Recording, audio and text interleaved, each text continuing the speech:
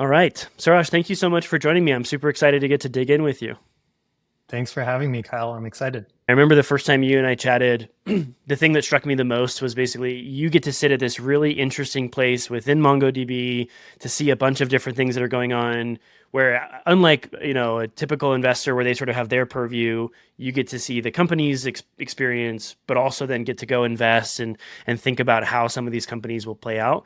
So, super excited to get your perspective. But for those of folks who don't know, maybe give us the 30-second overview on MongoDB as a business, as well as just walk me through the sort of vision of MongoDB Ventures and what you're focused on. Yeah, absolutely. So MongoDB is a public company. We deliver to market what we call the developer data platform. I think the good way to think about it is the intersection of software development and operational data is what MongoDB cares about. It started with an OLTP database, but really, as we've thought about everything people do and developers do with operational data, we've expanded into the developer data platform, which now has things like full text search, and more recently stream processing, and of course vector search, which people are pretty excited about. The company itself, we passed $1 billion in revenue, and not only do we have a lot of amazing enterprise customers that contribute to that revenue, but we still, even as a large company, have a great bottoms-up developer motion. So we passed 150,000 signups for Atlas, our cloud product, earlier this summer. And so we launched Ventures a year ago as a way to find new and interesting technologies to introduce to that customer base. And we think that we have a lot to offer founders, certainly as we're seeing more founders going after a similar cloud story or bottoms-up developer motion. We want to make our operators that have made MongoDB successful accessible to those founders. We also want to make companies that want to integrate with MongoDB, want to give them the opportunity to have an engineering and product team on our side that's able to help with that integration. And then lastly, and often most exciting for founders, we want to figure out ways to co-market with them and co-sell with them. Very cool. Well, you touched on first topic. It would be fun to dig into and basically talk about open source and monetization, because there's a ton of really interesting companies out there that have built open source motions, but they're all trying to strike that balance of how to monetize. And something that I thought was interesting, you look at what a lot of folks think of as like a vanity metric of measuring open source traction, which is just things like GitHub stars, right? And you look at a bunch of other databases, you think about things like Redis and Supabase and Neo4j, all companies that have, different perspectives, different focuses, specialties, whatever.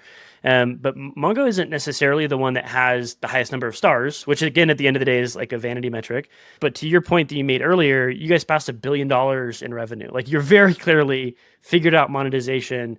And so the first question that comes to mind is there something sort of special about the way that Mongo has approached monetization that has made it more capable of sort of translating open source traction into monetization? Or how has Mongo kind of dealt with that? And then how does that inform what you look for in open source companies that you spend time with? Yeah, I think it's a really interesting point that I think about a lot. Like you look at something like Redis, which is super pervasive in the ecosystem.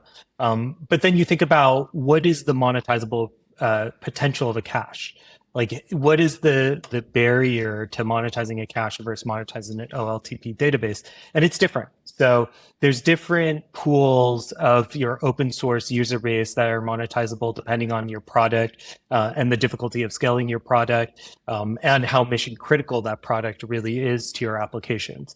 And so I think all of that contributed to MongoDB's success. But if I think through conversations I've had with our executives, and of course, all of this happened before I came to MongoDB, so I can't take any credit, but they talk a lot about, especially Silicon Valley tends to forget that MongoDB really was an on-premise enterprise software company and IPO'd, having had a incredible direct sales force that was able to build our revenue to the point of IPO. And then Atlas was started kind of right before our IPO and has quickly grown. And Atlas is our managed cloud service. So there really was a combination of both. And the operators at MongoDB were successfully able to transition from that on-premise motion to the cloud motion, which really is where a lot of our growth comes from today. Very cool. And so walk me through that. I find myself talking about this with a bunch of people pretty frequently. This idea of like value creation and value capture. You're very clearly creating that value for folks, but there's a reason you guys have been able to capture it. How does that inform when you go look at different startups that are maybe trying to build an open source motion? What are you looking for that signifies a company that you think will be, successful at monetization? I think it's a very good understanding of the developer motion and where the pain points are for a developer. I'll give you an example from our portfolio. A company called Payload was out of the YC Summer 22 batch. There are a few founders from Grand Rapids, Michigan. It's an open source CMS company, and it's a very developer first motion, TypeScript centric. What they understood viscerally is, one, developers want a very developer first CMS to use, but they don't necessarily want to deploy that CMS themselves and manage the ongoing maintenance of that CMS. And so they needed to make it very easy to use, and the open source product is incredibly easy to adopt. But they knew that a lot of the friction would be then, I need to deploy a database for my CMS. I need to deploy different environments. And so they knew intuitively that a managed service would be very monetizable. And so they launched Payload Cloud more recently this year, and they've been successful in bringing that to market. So I think it's not a super concise or specific answer, but it really comes down to the founder and having a deep understanding of the pain points that the developers that are deploying their open source software run into, and being able to solve that through a commercial motion. Yeah. Yeah, it makes a ton of sense. Is it, and maybe like a good foundation, and then because I want to kind of explore some of the trends that you're seeing and some of the companies you have found interesting, but maybe starting from the sort of database layer as a foundation. I'm curious how you would kind of segment different. You've mentioned a few, right? Kind of segmenting different types of databases, time series, vector, dolap. Like, how do you think about the landscape of sort of here are the meatiest buckets of how folks are sort of creating value, and then maybe we can dive into like from there, what are the emerging trends that you find interesting? Yeah, so the way that we think of the map, obviously a very MongoDB centric way of thinking about the landscape. But if you imagine an image in your head, and maybe in the bottom left is OLTP databases. And that's your core application database where transactions are happening. And I like to say it's a day one decision for an application developer is what's the OLTP database I'm going to use. Then there's all these other uses of the operational data, and we put those in boxes around the OLTP database. So often you'll have some sort of streaming system that's either ingesting data that's coming off the database, or it's sending data to the database. Oftentimes you need full text search for the data that's in your OLTP database, and maybe a few other different functionality. And then there's things that's upstack from that database. So you may actually use some sort of platform as a service to deploy that database and your whole application stack, some sort of abstraction layer. And that's kind of what we think of as upstack. And so maybe somewhere upstack is a CMS like Payload, for example, which is a nice framework that you can use to deploy your application database, as well as some of the business logic on top of it. And then as we think about what moving to the right, that's where you get into the data movement tools. So think about your ETL tools that move your data from a transactional database to more of an analytical store. And then to the very right, that's where you get into the analytical workloads. And so companies like Snowflake, Databricks, that are really optimized for data science and analytics workloads. And then there's a whole ecosystem around those analytical workloads, things like data quality that has emerged in recent years, different notebooks that may sit on top of the analytical database, that sort of stuff. Yeah. And is that so? It's super interesting to think about the stack. You guys are obviously investing in different aspects of that. When you think about how much complexity there is in building different data pipelines and running different jobs and thinking about this entire process, does it feel like increasingly you're seeing companies try to consolidate the number of vendors that they have within the stack? Like it feels like it was maybe potentially kind of a ZERPy thing where you have a bunch of different tools for every single possible piece of the stack, or is it still very much folks are looking for best in class for whatever specific part of the stack they're trying to accomplish? Yeah. At MongoDB, for us, we think about a lot about our right to play. So we think about the responsibilities of the software developer, who is our primary persona, and what they are trying to build. And that's how we think about where our right to play is. And so, for example, we launched Atlas Search a couple of years ago. We have a lot of people that use it for full text search.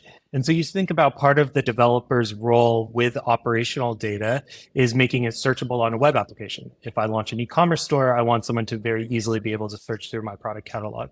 So us adding that behind a familiar MongoDB SDK and driver made a lot of sense for us as a product expansion area. And so we are seeing that there are vendors like us who have opportunities to naturally expand and simplify architectures in ways that really solve developer, or maybe in some of our peers' cases, they're solving data engineers or data analysts problems and simplifying their architectures. We also see examples of companies that move into spaces where maybe they don't have a right to play. And then you start to see a retrenchment from customers to say, hey, maybe I tried something from a vendor that I trusted for XYZ use case. They moved into Y use case or a different use case, and that didn't quite work out. And so I think that vendors have to be very careful about what workloads can be consolidated versus which ones really deserve an independent database. Well, you bring up a really interesting point, because you'd mentioned kind of further up the stack, and in many ways, folks are trying to, whether it's a data store or data science workloads specifically, you have the Databricks and the Snowflakes of the world. But in other ways, you're starting to see, applications get built on top of some of those platforms, and some of those folks try and strive to sort of potentially replace some of that downstream stack that you've talked about. What do you think that means for the database market in general? Like how does it continue to be consolidation and everybody kind of tries to expand their, to your point, that sort of, right to win? Is everybody trying to expand that right to win, or how does that play out?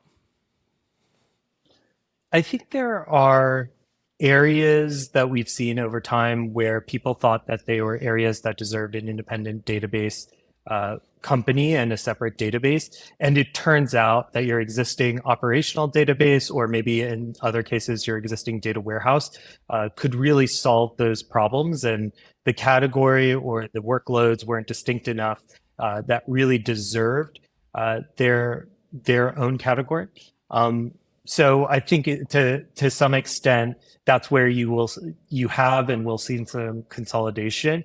But then there are fundamentally different sides or different types of databases that, at least until now, have remained different. So I'm not sure how familiar you are with HTAP or this idea of a hybrid transactional analytical database. That's an idea that a lot of people are excited about and has been talked about for a long time. But fundamentally, it does seem like the type of workload that's suited for an operational database versus the type of workload that's suited for an analytical database are distinct enough that in the majority of the cases, you want to leave those separate. Interesting. Maybe I'd love to walk through that a little more. What do you feel like are some of the changes that have been driving that? Because it feels like there is some element of best in class to that, right? Where people are trying to solve a very specific job. They need a very specific database to do it. Because one of the reasons I ask this is I'm trying to understand how do people size up the opportunity for new types of databases? So you look at I think Pinecone is one that's emerged as a very popular vector database. They're trying to solve a very specific job. Folks are sort of leveraging them for very specific use cases. And so it still feels like it lends itself to hey, we want to try and find the best in class for what we're trying to do. But what are the driving forces that have created these opportunities that you're describing? I think that's the way I would put it. It's not necessarily whether something's best in class or not. I would say that people want a database solution that meets the requirements of the particular workload. So, for example, if I'm building an application that involves grabbing context, and I'm using nearest neighbor to search to grab context, and I'm going to pass it to an LLM, which is then going to provide some answer back to an end user.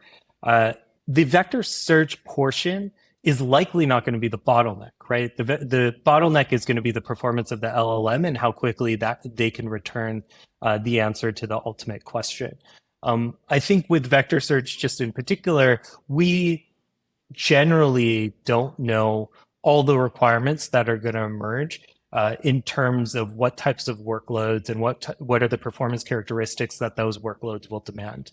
There's a lot of excitement, and there's some early evidence around certain things being important and certain things being less important. But ultimately, there's not a lot of use cases that are in production that dictate what the performance characteristics of a winning vector database need to be. The other thing I would mention is when people talk to customers, nobody's dying to manage another database system. So in many ways, I kind of think about it as it's our race to lose. People want to be able to use Atlas vector search if they have data that lives in Atlas already.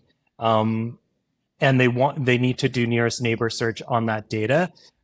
They want to be able to use Atlas vector search. That's going to be their obvious place they're going to check. And then again, if it turns out that for whatever reason, the workload characteristics don't match what we're able to provide, then yes, then there's an opportunity for other vector search players. But in that particular case, we'd love to be able to simplify that experience for the developer. So maybe stepping back to an even higher level, because I think this is a really valuable thing to better understand, is there's a lot of excitement around AI and databases for AI use cases, and it sort of stirred up a lot of fervor. If I take a step back and I think about, all right, at its core, here's the sort of almost effectively the TLDR of Mongo's core product, of Atlas core product. And what that accomplishes for folks. And then I think about a vector database. When the Atlas vector search, is it accomplishing the exact same thing? Are there key differences that folks are using, one or the other for? Like, maybe help me understand how people are making purchasing decisions for if they're comparing Atlas vector search to something else. Like, what are the core components that people are thinking about? Yeah, I want to leave it high level. Just because you should for sure have our Atlas vector search product manager on here, Kyle, to go deeply into Atlas. But I'll tell you what we've seen in the market more generally as we've talked to vector search companies and talked to different customers, which is there's several use cases that have emerged. One is similarity search. And this is a use case that's been around for a long time. The idea is, even as an e-commerce store, if I want to have something more, or I should say different than full text search, I can leverage nearest neighbor as a way to augment the way I do search and retrieve things a little bit differently, and or retrieve a different set and or rank the items that are retrieved a little bit differently.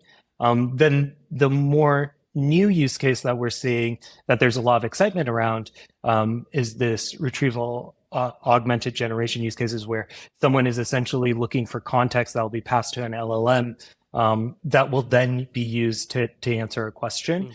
And in those use cases, again, it's a nearest neighbor search, but I think a lot of very smart people, people that have been building these types of systems for some time would say that it's not always necessarily a nearest neighbor search. You need a combination of different search methodologies, different ways to grab the right context to answer a particular problem. And of course, nearest neighbor search is one of those, but maybe not the most relevant one for every single use case. Yeah. That's helpful. That's really helpful. And definitely it's like, I think that sort of foundational level understanding is pretty important, because it also kind of paves the path for what are the most exciting things that are happening next. And one of the things that I think about a lot is trying to understand, like, things like generative AI, what implications they have for existing technology that folks are using.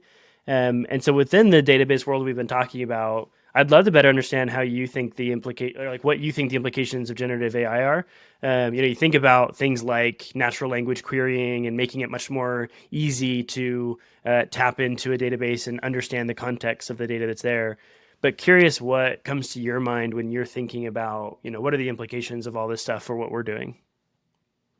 Yeah, I think even before all of this AI hype, one of the things that we thought about a lot is the number of developers the world wants to solve software needs is a much bigger number than the number of developers that are produced by the university system. And so what that means is there are a lot of self-taught developers. There are developers that are learning on YouTube. There are developers that are learning by simply looking at tutorials, Stack Overflow, and even TikTok. And so there's a lot of ways that developers are enabling themselves to create interesting applications. And the generative AI capabilities and the ability to generate code or complete code is only going to accelerate the capabilities of those developers and how many software developers that are capable of building apps in the world, that whole number. So we think there's going to be a massive opportunity for more and more applications to be built in the coming years because people are now empowered by AI and the ability to generate code that way.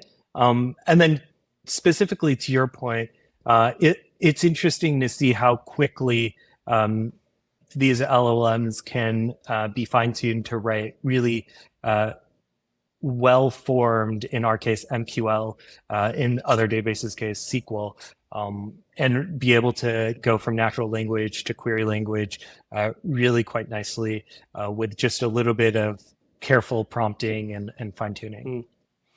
Yeah, that makes a ton of sense. And maybe even branching out from that, because it's what I like is it seems like the way you guys talk about what you're focusing on as MongoDB Ventures and the investing side. It's really this thing you talked about earlier, which is addressing the challenges and complexities related to data and the developer experience, right?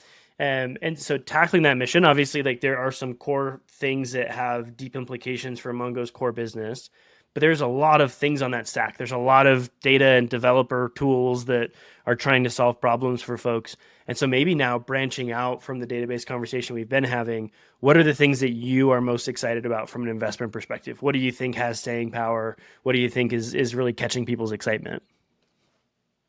Yeah, for sure. I think that there is an entire ecosystem and stack that's going to be built around foundational models. And this is in a very unique perspective. I think a lot of venture investors are excited about companies that are emerging, that are solving problems. We invested together in a company called Nomic. We're incredibly excited about the work that they're doing around the prize that we see from the MongoDB seat is when can we make AI accessible for every software developer such that you don't need a machine learning engineer or a data scientist to kind of help me get a application built around a foundational model. And so Nomic's ability to visualize massive vector sets really speaks to that and helps people intuitively understand like, hey, I have this really long vector, but if I do dimensionality reduction, which Nomic does for me, and then I plot it on a 2D scatter plot, I can really understand what it means for two different points to be close together in a vector space. And that makes the whole idea of nearest neighbor search more approachable and really helps people understand what's happening when they take a data point and generate a vector embedding off of it. That's a really good one. Also, I think that you can kind of track this through a similar life cycle where you have this sort of corpus of data that exists, a business is crafted. You have these foundation models, some proprietary, some open source. What you're describing, like you mentioned, Nomic, they've made it much easier to understand and fine tune those models.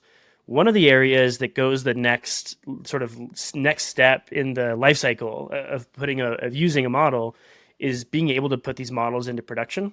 And I've kind of had this line, I've been thinking about it a lot, where it feels like both like the technical capability of a foundation model, the generalizable technical capability of a foundation model is really powerful. and the excitement that people have is is palpable, right? But those have sort of raced far ahead of like both the technical capabilities internally for most companies and the like skill, like the human capital available, right? There's just like a massive shortage of people that have the deep expertise to really effectively put these models into place. And so it feels like the next step in the life cycle is being able to orchestrate some of these models and put them into production. And you have everything from the sort of tectons of the world trying to make it possible to put ML models into applications in production. But then you also have some of these, taking various approaches, but the replicates and modals and base tens of the world, right? I'm curious what you think about this piece of the puzzle because it feels very powerful, and sort of necessary to enable people to orchestrate these models. But at the end of the day, like it's very dependent on everything upstream. It's very dependent on the models themselves and the sort of compute providers around that. But curious what you think of that part of the life cycle. Yeah, it is a space that we're spending a lot of time in, and we do feel like, to your point, there's a lot of top-down pressure for developers to figure out how to get a model into production and get an application up and running. And there's a lot of building blocks that are readily available to them. Obviously, there's several LLMs that are available if they don't want to host their own. And if they do want to host their own, companies like Modal are making it a lot easier for them to orchestrate some of the infrastructure and make it happen. Then there's vector databases. So the raw tools, and then there's frameworks like Llama Index and LangChain that allow me to put it together. So to your point, the raw tools are there to increase the speed at which I can get something into, let's say, prototype. And where we are spending a lot of time is trying to figure out where people are running into bottlenecks, then taking something from prototype into production.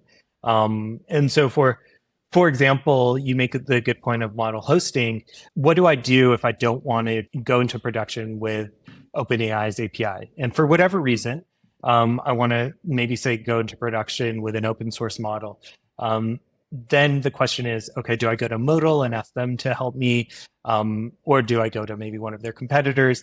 And so we are spending time trying to figure out what the right value creation is in that space. And we think from a ventures perspective that the key question is, what is the right abstraction layer for the developer? So is it at the modal layer, or is it something even more abstracted than modal? There's an interesting company that's still in stealth, but the idea is they only run a subset of models, unlike modal, which is more of a blank canvas. They're a little bit more prescriptive around some, let's call it 4 models. But because they've optimized their hardware to run those models, they charge per token instead of charge per compute. And that's an interesting idea. We don't know if it's what developers want yet, but that concept seems very powerful to us. I love that. Maybe a final question for you as you think about where, because you've talked a lot about both as companies, you're trying to position yourself in the places where you have the right to win, whether that is like, the specific developers or data scientists that you have access to already with your existing products, and how do you expand into that, own more of that sort of mind share or whatever. And then there's also this function that you've described of like really mapping to the specific use case and understanding the intricacies of that. It keeps bringing me back to this argument of consolidation. And it feels like this, especially at the infrastructure level, it feels very difficult to have an all-in-one product. Like it feels like there will always be these sort of nuances depending on how you want to set up your environment, that it's very difficult for one product to have an end-to-end solution per se. Whereas like at the application level, even you look at things like GitLab has been able to have a number of different products across the DevOps lifecycle, but it's not necessarily at the infrastructure layer. It feels like that's maybe more of a difficult thing to consolidate. But I'm curious if you agree with that, or if you feel like it's just a matter of being able to launch the right products at the right time. I think that it's always a balance of when you're able to meet requirements. I go back to the core workload question, which is there are different characteristics of different workloads. And that's the natural kind of impediment for one vendor to go and try to solve everybody's problems. But I think one thing that we've learned is that over time, you're able to improve your product and solve more and more of those problems. But it's not something where I would expect, in the next decade, massive consolidation in the space. It's something that's more a slow accumulation of more workloads that are fitting into select vendors that are able to continuously prove to developers that they're able to solve their problems in ways that still meet the requirements of what was perceived as a best in breed solution. Very cool. Yeah, I think that makes a ton of sense.